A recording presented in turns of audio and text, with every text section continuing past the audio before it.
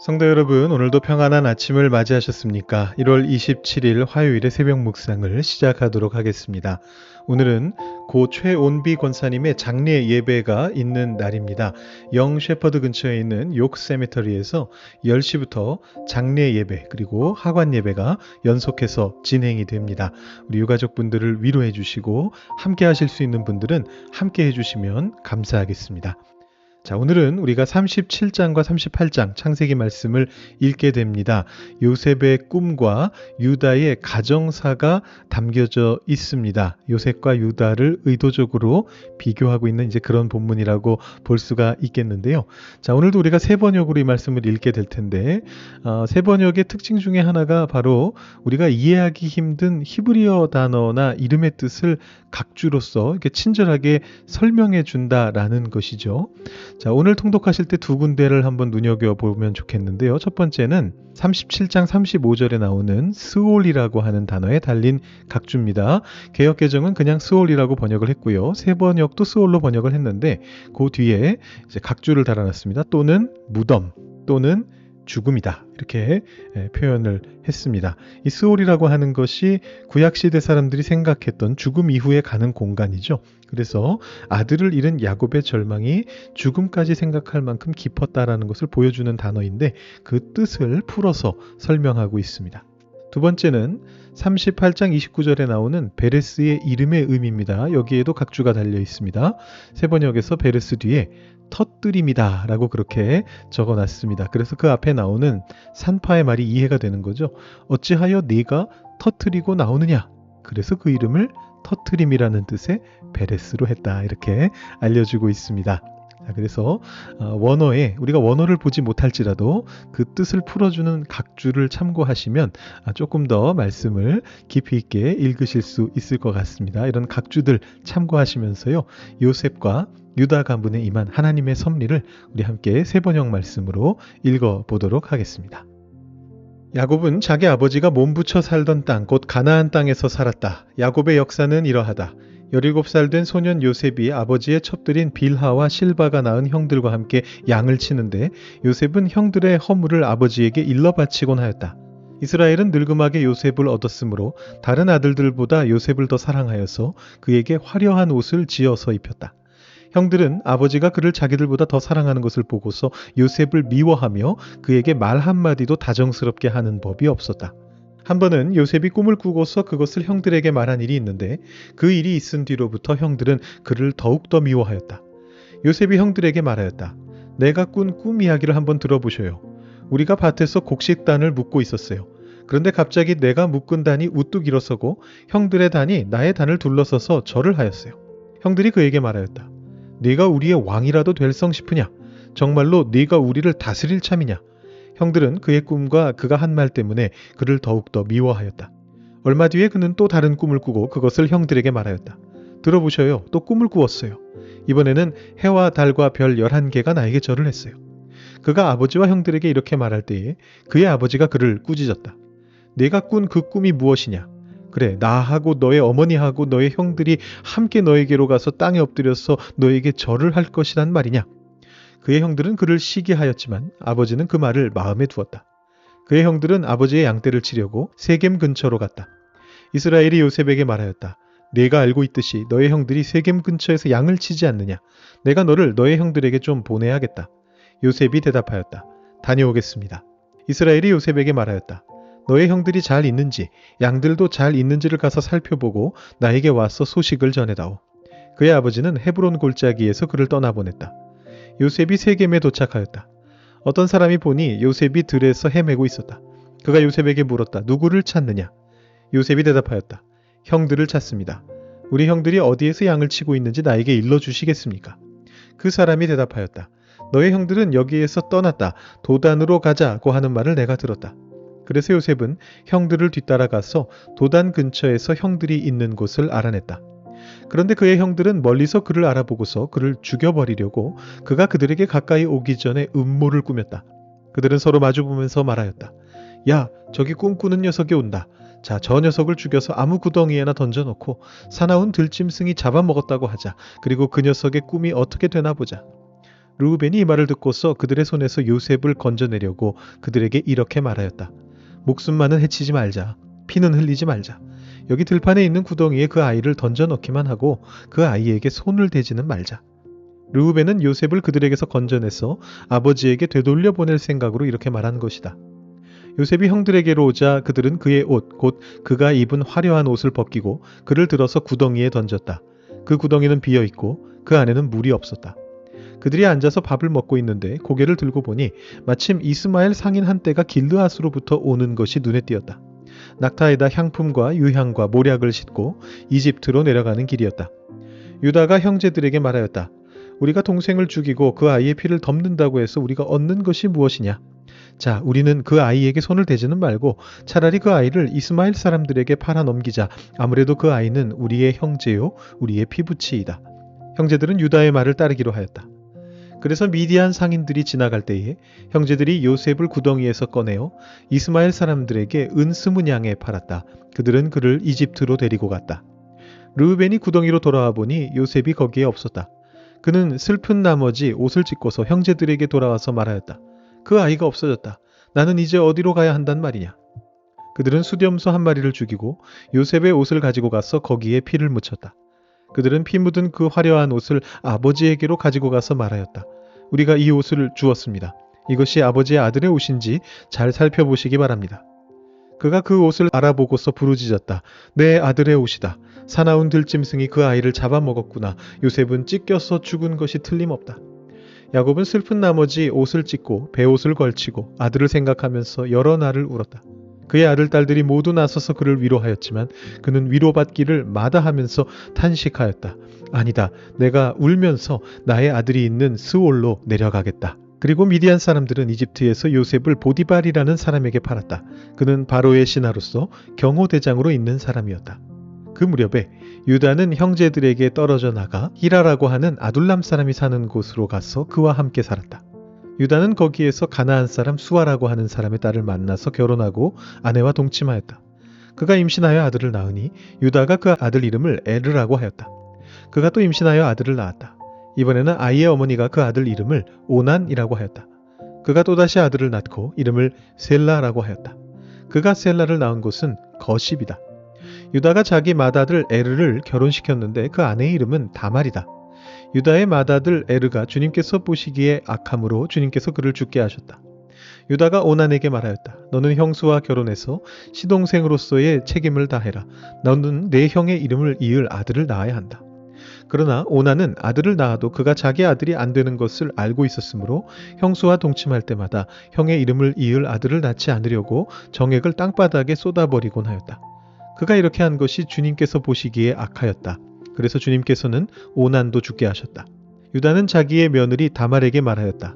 나의 아들 셀라가 다 클 때까지 너는 내 친정아버지 집으로 돌아가서 과부로 살고 있거라. 유다는 셀라를 다말에게 주었다가는 셀라도 제 형들처럼 죽을지 모른다고 생각하였다. 그 뒤에 오랜 세월이 지나서 수아의 딸 유다의 아내가 죽었다. 곡을 하는 기간이 끝났을 때에 유다는 친구 아둘람 사람 히라와 함께 자기 양들의 털을 깎으러 딥나로 올라갔다. 다말은 너의 시아버지가 양털을 깎으러 딥나로 올라간다 하는 말을 전해 듣고서 과부의 옷을 벗고 너울을 써서 얼굴을 가리고 딥나로 가는 길에 있는 에나임 어귀에 앉았다. 그것은 막내 아들 셀라가 이미 다 컸는데도 유다가 자기와 셀라를 짝지어주지 않았기 때문이다. 길을 가던 유다가 그를 보았지만 얼굴을 가리고 있었으므로 유다는 그가 창녀인 줄 알았다. 그래서 유다는 그가 자기 며느리인 줄도 모르고 길가에 서 있는 그에게로 가서 말하였다. 너에게 잠시 들렀다가마. 자, 들어가자. 그때에 그가 물었다. 저에게 들어오시는 값으로 저에게 무엇을 주시겠습니까? 유다가 말하였다. 나의 가축대에서 새끼 염소 한 마리를 보내마. 그가 물었다. 그것을 보내실 때까지 어떤 물건이든지 담보물을 주시겠습니까? 유다가 물었다. 내가 너에게 어떤 담보물을 주랴? 그가 대답하였다. 가지고 계신 도장과 허리끈과 가지고 다니시는 지팡이면 됩니다. 그래서 유다는 그것들을 그에게 맡기고서 그에게 들어갔는데 다말이 유다의 아이를 임신하게 되었다. 다말은 집으로 돌아와서 너울을 벗고 도로 과부의 옷을 입었다. 한편 유다는 자기 친구 아둘람 사람 편에 새끼 염소 한 마리를 보내고 그 여인에게서 담보물을 찾아오게 하였으나 그 친구가 그 여인을 찾지 못하였다. 그 친구는 거기에 사는 사람들에게 에나임으로 가는 길가에 서 있던 창녀가 어디에 있느냐고 물었다. 그러나 그들의 말이 거기에는 창녀가 없다고 하였다. 그는 유다에게 돌아가서 말하였다. 그 여인을 찾지 못하였네. 그보다도 거기에 사는 사람들이 그러는데 거기에는 창녀가 없다고 하네. 유다가 말하였다. 가질 테면 가지라지. 잘못하다가는 창피만 당하겠네. 어찌하였든지 나는 새끼 염소 한 마리를 보냈는데 다만 자네가 그 여인을 찾지 못한 것뿐일세. 석 달쯤 지난 다음에 유다는 자기의 며느리 다말이 창녀짓을 하여 임신까지 했다는 소문을 들었다. 유다가 명하였다. 그를 끌어내서 화형에 처하여라. 그는 끌려 나오면서 시아버지에게 전가를 보냈다. 저는 이 물건 임자의 아이를 배웠습니다. 하고 말하였다. 다말은 또 말을 계속하였다. 잘 살펴보십시오. 이 도장과 이 허리끈과 이 지팡이가 누구의 것입니까? 유다는 그 물건들을 알아보았다. 그 아이가 나보다 옳다. 나의 아들 셀라를 그 아이와 결혼시켰어야 했는데 하고 말하였다. 유다는 그 뒤로 다시는 그를 가까이 하지 않았다. 다말이 몸을 풀 때가 되었는데 태 안에는 쌍둥이가 들어있었다. 아기를 막 낳으려고 하는데 한 아기가 손을 내밀었다. 산파가 진홍색 실을 가져다가 그 아이의 손목에 감고서 말하였다. 이 아기가 먼저 나온 녀석이다. 그러나 그 아이는 손을 안으로 다시 끌어들였다. 그런 다음에 그의 아우가 먼저 나왔다. 산파가 어찌하여 네가 터뜨리고 나오느냐 하고 말하였다. 그래서 이 아이 이름을 베레스라고 하고 그의 형 곧 진홍색 실로 손목이 묶인 아이가 뒤에 나오니 아이 이름을 세라라고 하였다. 아멘. 자, 오늘 창세기 37장과 38장 말씀을 읽었는데요. 오늘 그 중에서 37장의 3절과 8절 말씀을 가지고 함께 묵상을 좀 해보도록 하겠습니다. 제가 3절과 8절만 다시 한번 읽어드립니다. 먼저 3절입니다. 이스라엘은 늙음하게 요셉을 얻었으므로 다른 아들들보다 요셉을 더 사랑하여서 그에게 화려한 옷을 지어서 입혔다. 8절 말씀입니다. 형들이 그에게 말하였다. 네가 우리의 왕이라도 될성 싶으냐? 정말로 네가 우리를 다스릴 참이냐? 형들은 그의 꿈과 그가 한 말 때문에 그를 더욱더 미워하였다. 아멘. 오늘 본문은 요셉의 이야기로 이제 시작이 됩니다. 야곱이 요셉을 편애하여서 특별한 옷을 지어 입혔습니다. 우리가 흔히 색동옷이라고 기억하고 있는데요. 우리 어릴 때 아마 그렇게 많이 봤던 것 같아요. 개역 성경은 개정보다 전에 있었던 한글판 성경도 그렇고 그보다 더 먼저 나온 1938년도에 나온 그냥 개역 성경이라는 성경이 있는데 거기에서도 채색 옷이라고 그렇게 번역을 하고 있습니다. 이것은 색깔을 강조하는 것이죠. 자, 그런데 새 번역은 화려한 옷이라고 그렇게 번역을 해요. 의미는 신분과 특권을 좀 강조하고 있다라고 보시면 되겠습니다.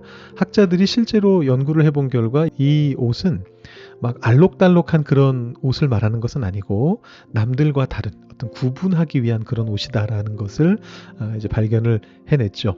참고로 말씀드려서 또 다른 이제 번역본인 공동 번역본에서는 또 아예 다르게 장신구를 단 옷이다 이렇게 번역을 하는데 의미적으로는 새 번역의 화려한 옷하고 통하는 그런 번역입니다. 그래서 이 옷은 긴 소매가 달린 귀족의 옷입니다. 그러니까 너는 노동하지 않아도 된다라는 그런 의미를 담고 있는 너는 일하지 말고 그냥 내 옆에 있거라 이렇게 말하는 특권의 옷이고요. 편애의 상징인 것이죠. 자, 그런데 아버지가 입혀준 이 영광의 옷이 오히려 비극의 씨앗이 되었습니다. 37장 8절 말씀을 보시면 특히 새 번역 말씀은 아주 생동감 있게 번역하고 있는데요. 형들이 요셉에게 이렇게 말하죠. 네가 우리의 왕이라도 될성 싶으냐? 아주 비꼬면서 미워하는 이제 그런 장면이 나옵니다. 아버지의 편애가 담긴 그 옷이 형들의 시기심에 불을 지른 거죠. 결국 어떻게 됩니까? 요셉이 아버지 심부름을 갔을 때 형들이 그를 죽이려고 합니다. 가장 먼저 한 일이 뭐였냐? 그 화려한 옷을 벗기는 것이었습니다. 23절에 그렇게 나오고 있습니다. 아버지가 입혀준 영광의 옷, 특권의 옷은 형들의 손에 찢겨지고 피가 묻은 채로 아버지에게로 돌아왔습니다. 야곱에게 그 옷은 아들의 영광이었습니다만 나중에는 아들의 죽음을 확인하는 절망의 증거물이 되고 말았던 것입니다. 자, 이것이 사람의 손으로 지어 입힌 영광의 한계입니다. 우리는 자녀에게 혹은 내 인생 속에 화려한 옷을 자꾸만 입으려고 애쓰게 됩니다. 성공의 옷, 남들보다 더 좋은 특권의 옷을 입히면 행복할 줄 압니다. 그러나 인간의 욕심과 편애로 지어 입힌 옷은 언젠가 찢어지게 마련입니다. 거꾸로 그 화려함 때문에 질투를 사게 되고 오히려 더 큰 시련을 부르기도 합니다. 근데 우리가 여기서 주목해야 되는 하나님의 섭리가 있습니다. 하나님께서는 왜 요셉의 옷이 찢어지도록 그냥 내버려 두셨을까요? 만약 요셉이 그 화려한 옷을 계속 입고 아버지 품에만 있었다면 그는 그저 야곱의 철부지 아들로, 사랑받는 철부지 아들로 끝났을 것입니다. 하지만 하나님께서는 인간 야곱이 입힌 옷을 벗겨내셨습니다. 그 옷이 벗겨져야만 요셉이 애굽으로 내려갈 수 있기 때문입니다. 화려한 옷 대신에 노예의 옷을 입고 죄수의 옷을 입는 연단의 과정을 통과한 뒤에 마침내 하나님께서 입히시는 진정한 애굽 총리의 옷, 세상을 구원하는 사명자의 옷을 입을 수 있게 됩니다.